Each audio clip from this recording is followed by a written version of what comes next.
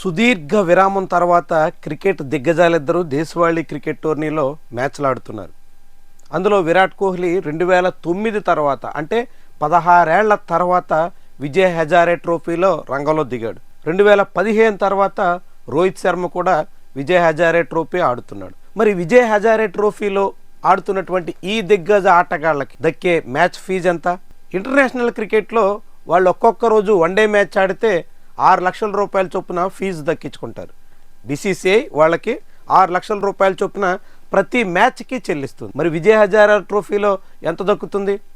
సహజంగా విహెచ్టీలో ఒక్కొక్క ప్లేయర్కి రోజుకి 40,000 రూపాయల చొప్పున మ్యాచ్ ఫీజుగా చెల్లిస్తారు. మ్యాచ్ ఫీజుతో పాటుగా అక్కడ వాళ్ళ ప్రయాణ ఛార్జీలు, ఇతర వసతి, అనేక ఏర్పాట్లన్నీ వస్తాయి. అవన్నీ కలిపితే దాదాపు రోజుకి 60-70,000 రూపాయల వరకు ఒక్కొక్క ప్లేయర్కి దక్కుతుంది. కానీ విరాట్ కోహ్లీ, రోహిత్ శర్మ లాంటి వాళ్ళకి ఇది 60,000 రూపాయలు రోజుకి చెల్లిస్తున్నారు. రోజుకి 60,000 రూపాయలు మ్యాచ్ ఫీజుగా ఇవ్వడమే కాకుండా మ్యాన్ ఆఫ్ ది మ్యాచ్ సాధిస్తే మరొక 10,000 రూపాయలు వస్తుంది.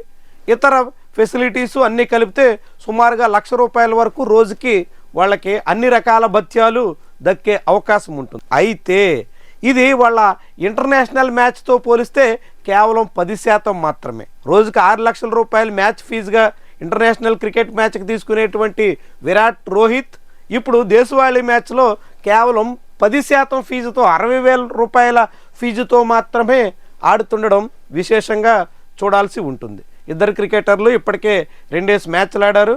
తొలి మ్యాచ్లో ఇద్దరు సెంచరీలు సాధించారు. ఆ తర్వాత రెండో మ్యాచ్లో అర్ధ సెంచరీతో తన ఫామ్ని విరాట్ కోహ్లీ కొనసాగించాడు.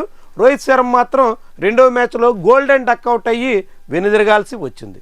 ఇది ఈ ఇద్దరి విజయ్ హజారే ట్రోఫీ మ్యాచ్ ఫీజుల సంగతి.